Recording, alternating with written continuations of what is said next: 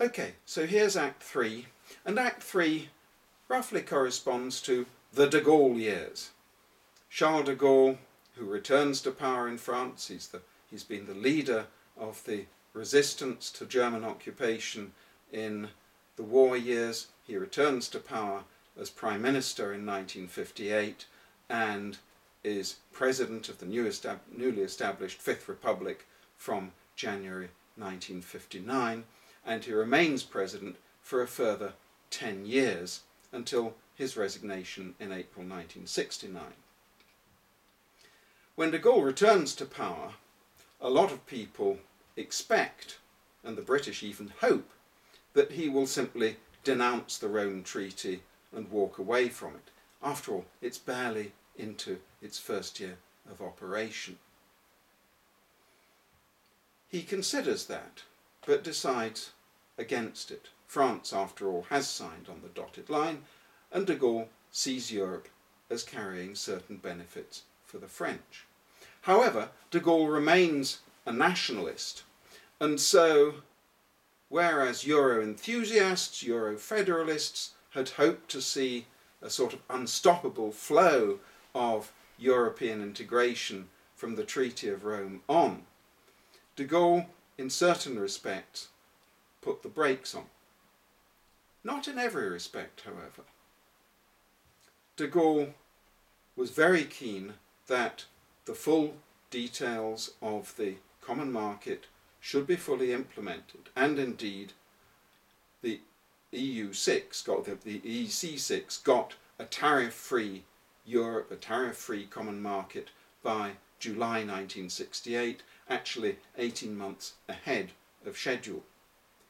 De Gaulle was also keen, for rather obvious reasons, to push ahead with the common agricultural policy.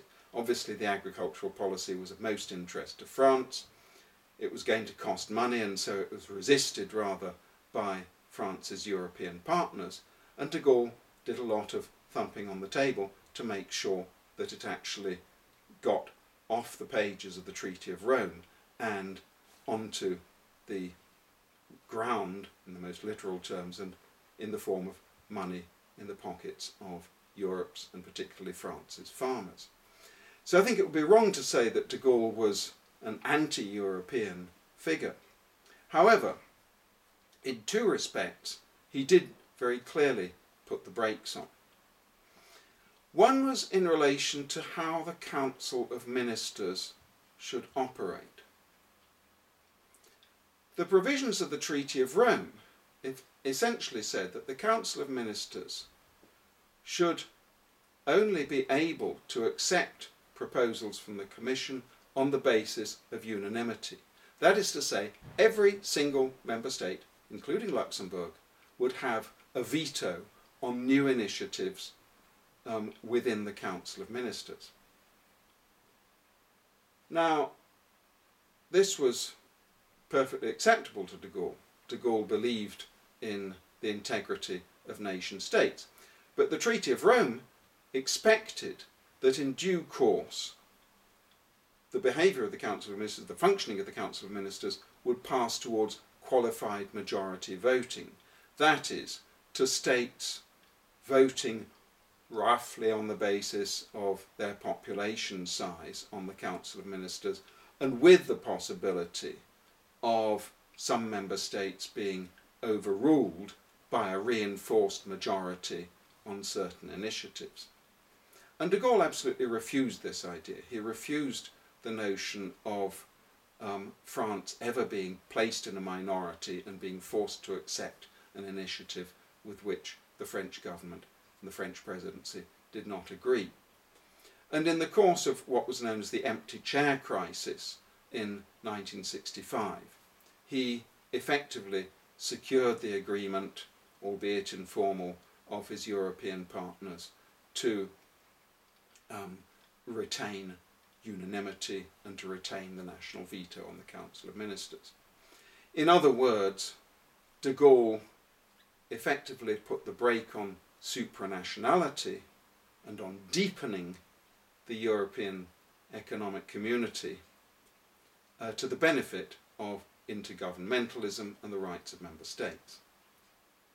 The second respect in which de Gaulle put the brakes on, of course, was as regards widening, because the British, having first decided to stand aside from the negotiations that led to the Treaty of Rome, and then having tried to transform the common market into a simple free trade area, and that failed too, then decided that actually this thing was going to work after all, and they'd better join it. And the British presented their first application to join the European Economic Community in 1961 under the government of Harold Macmillan. De Gaulle's reaction to this, after long months of negotiations, was to veto British entry in a spectacular stage-managed press conference in January 1963, in which he said that British trade patterns and even British sentimental notions about being open to the open sea more than to the European continent precluded any British membership, at any rate until such time as the British changed their mindset. And so in these two crucial respects, de Gaulle really sort of blocked progress on European integration through the 1960s. Europe wasn't going to get much deeper as long as the national veto remained, and Europe wasn't going to get much wider as long as de Gaulle blocked British entry, as he did for a second time in 1967. So, towards the end of the 60s, really, a lot of de Gaulle's partners, who were rather more pro-European than he was, were effectively waiting for him to depart the scene and then to pick up the threads of European integration once he had gone. And therein lies our next chapter.